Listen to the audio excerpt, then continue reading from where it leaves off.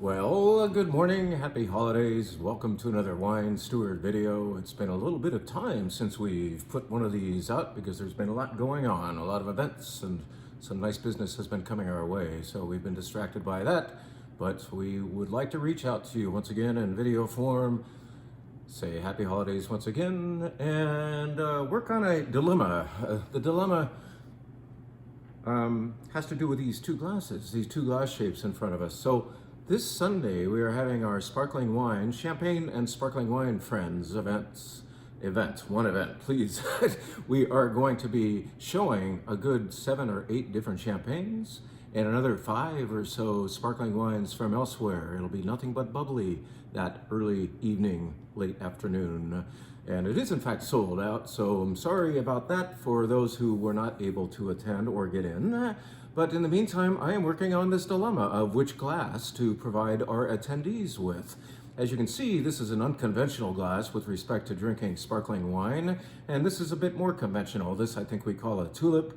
The wine steward has long ago forsaken the idea of smelling and tasting sparkling wine and champagne from a flute, in that you simply cannot smell the wine properly in a flute. Now, this tulip does accommodate a little bit more sniffing. See, I can almost fit my nose in there. This is a really great glass for sparkling wine and champagne, because you can smell your wine. So many people forget to smell their wine, but champagne, besides tasting so damn good, has this wonderful foretelling of aroma that you should be checking out ahead of time.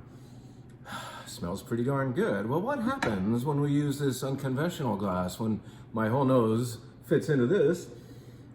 I smell so much of this sparkling wine. Well, do you want to go classic, or do you attendees want to go like with something that actually works better but is not what you would think of as a sparkling wine glass? Maybe every attendee will have one of each of these in front of them, and they will be able to decide for themselves which, they can say, please use this, please use that, or maybe move the wine from one to the other once in a while and check out the difference. The difference is notable.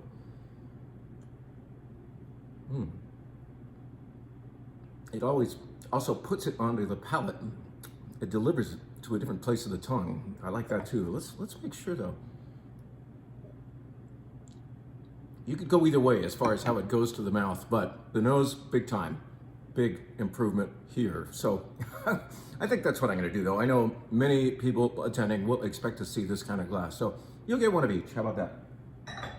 Now, I have a lot to do. I have so much to do that I shouldn't go too long with this video.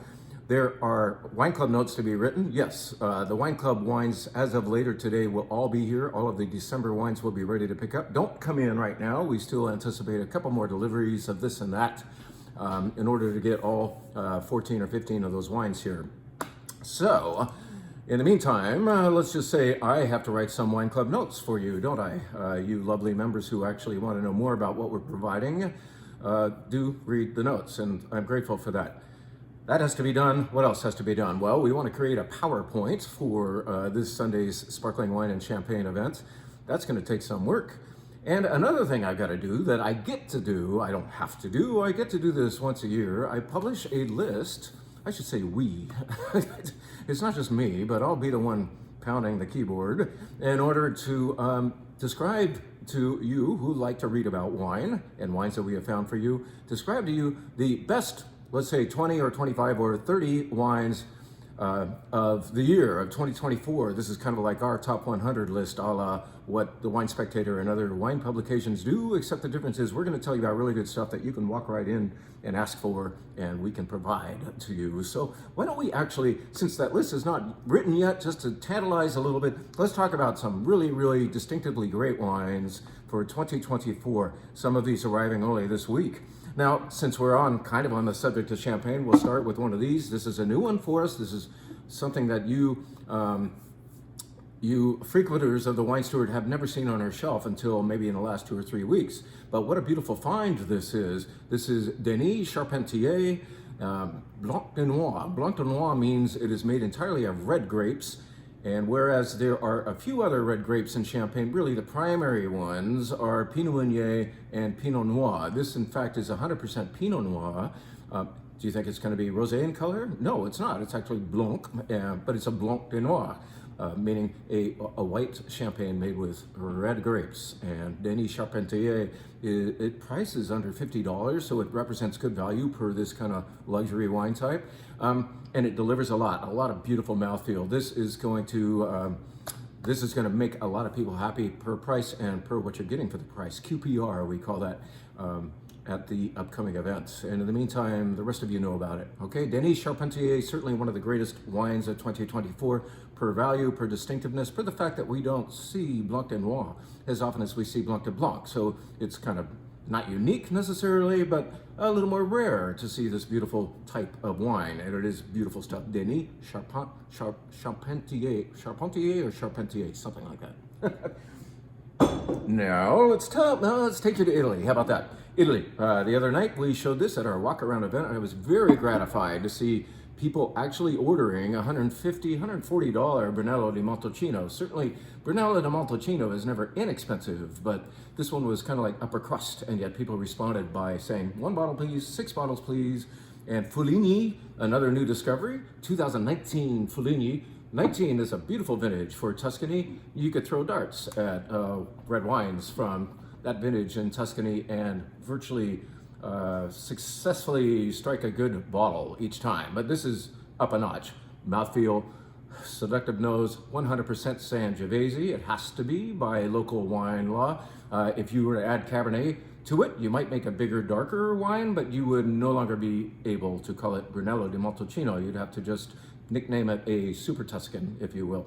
But this is very pure Sangiovese, and oh gosh, what a nose, what a mouthfeel. Fuligni, a new find for us. 2019, once again, very good vintage for the area. Let's stay in Italy, but let's go to Italy's other famous wine region. I mean, Italy's got wine all over the place, but I would think that the two most well-known and historically famous wine regions are Tuscany, Italy, where Brunello di Montalcino resides, and Piemonte, Italy. And here is a name that might be familiar to you wine lovers as a producer of great Barolo. Barolo, of course, another not inexpensive wine that these guys make, but fortunately for Tuesday nights or weekends or whatever your wine budget might prescribe, they also make this 100% Nebbiolo. That is a Nebbiolo di Alba. So it's kind of like a declassified Barolo, if you will. It's beautiful. You pour this into this glass. This glass isn't just great for Pinot Noir and Northern Rhone Syrah and, in my opinion, Champagne, but also it's perfect for Nebbiolo. Nebbiolo expresses itself more fully in this shape.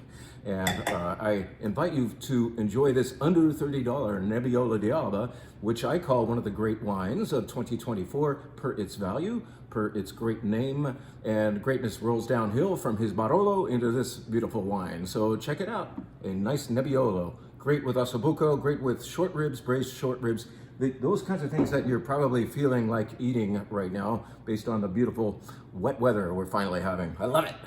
Let's go to Portugal briefly for its most famous wine. This is Sandeman's 20-year Tawny Port. So Port is a fortified wine, as you may know, and it comes in two basic forms, ruby and tawny, at different price points within each of those forms. Well, 20-year tawny, you do buy up a little bit for it, but I believe it is the sweet spot, literally and figuratively, for great tawny that is deliberately oxidized port. You've probably had inexpensive tawny port, and maybe you've had 10-year-old port where there's still some red color, but this is when tawny port finally starts to look tawny, and you could buy up even further for 30 and 40 year. There is such a thing out there, and I think it's diminishing returns when you do. In fact, I think this is actually better than their 30 and 40 year port, and it costs you less. Sandeman's, it is back. This made a lot of people happy last holiday season, and I put off bringing it back in until recently. But now we're in the mood again. It's sweater weather, and it's raining, and it's a perfect evening, I would think, to be sitting by the fireplace with a little bit of this beautiful tawny port, which, by the way, you can open this and enjoy it even a month or two later. It won't lose its stuff necessarily, in that it's already deliberately oxidized, and you can't really harm it any further. Try this beautiful winter dessert wine, but you can also enjoy it with blue cheese and salty nuts, things like that. It's a nice answer to, once again, this beautiful weather we're having. let's tell you about two Pinot Noirs, one known and one unknown. We'll start with the unknown and just celebrate the fact that the wine steward likes to celebrate the efforts of small producers of whom you've never heard unless you've walked in the door. This is Noria. This is the second vintage of their wines that we've carried. They're actually located in Berkeley, California, my birthplace. And of course, they don't grow the grapes there, but this Pinot Noir specialist gets fruit from the Russian River Valley, from Chalon, which is down above Soledad, from Santa Cruz Mountains, and I think I've got the Santa Cruz Mountains here. Yes, this is from the Munns Vineyard in Santa Cruz Mountains. We actually have two Noria Pinot Noirs next to each other, one from Russian River and this Santa Cruz Mountains. I just decided to bring one bottle up, but I can say that it is beautiful, distinctive Santa Cruz Mountain Pinot Noir. And what do you get from that appellation? I believe you get more than fruit. Yes, there's fruit, but you also get some beautiful higher acidity, denoting maybe blood orange, and then you go off into other categories of aroma and flavor, such as the savories and the earths, and there's a beautiful tang going on here that reminds me a little bit of actually evergreen. This vineyard and many vineyards in the Santa Cruz Mountains are surrounded by forest, and I think the forest implies some of its character onto the grapes, just hanging there for months and months and months. Anyway, really cool that this is made by a Japanese American in Berkeley, California, in the low hundreds of cases. This is not big production stuff, and that's why you're never going to see it down the street at Safeway. This is lovely, distinctive Pinot Noir. Now, this is another wine that you have probably heard of, but I like to celebrate the fact that this is consistently great. En Route, which is the product of the Farniente family of wineries. En Route is, the focus thereof is on Russian River Valley fruit, and here we are having a beautiful wine that works every vintage. And I just want to say that this is one of the best wines in the store for its consistency, for the fact that every time we show it at an event, public or private, it blows out of here. It makes people very, very happy with its generous fruit, its heady scents. It is just, and it's a cool looking label, right? Anyway, En Route, celebrating a better known Pinot Noir that deserves the credit it is due here. All right, let's take you now to France, les belles de France. Let's go first to Bordeaux and announce with trembling pleasure that a wine that you have really enjoyed is back. I thought this was a one-time buy, and having gotten about 3 cases and blown through it earlier in the year, that this Pauillac was long gone. Well, I put in the request to the importer. I said, do you have any more of that? And he said, a new boat with the exact same vintage has just arrived with some of this Pauillac on it. What is Pauillac? Pauillac is a subregion of Bordeaux on the left bank. In fact, I think Pauillac hosts more first growth Bordeaux. I think it has 3 of the first growth Bordeaux, including Lafite, Latour, maybe Mouton. I might be making that up. But anyway, this is a great place for growing cab-based wines, and a very, very good vintage. I think we're on 2020 here. Yes, we are. A very generous and easy vintage to not necessarily age. You can age this wine, but it's very accommodating already. Pauillac, under $50. Gosh, this might be more like $40, and it is a beautiful wine for the price. And its neighbors, of course, are more famous than this, but that's really how you should buy wine, I think. Buy proximity. Buy the next door stuff to get a sense of those high-end hoity-toity wines that really aren't that much better, in my opinion. I mean, they are probably better, but once again, you're confronting diminishing diminishing returns when you spend hundreds and hundreds of dollars on a first growth Bordeaux compared to this one, which prices at well under 50. So good Pauillac, good Bordeaux. Let's go to one of the wine steward's favorite places in France, and that would be the Rhone Valley. And let's first say that some of the wines on the list that I will write, if I will shut up, are going to include some wines that we have seen you loving already. In other words, kind of like people's choice. Why shouldn't we tell you who have not had this wine that many of your wine steward peers have loved this wine and come back for more at the 2 or 3 events where we've shown it this late fall? It has been a crowd favorite. This is made by the Châteauneuf-du-Pape producer Beaucastel. It is kind of like their second wine. It's their Côte d'Aron or Coteron Village, is it?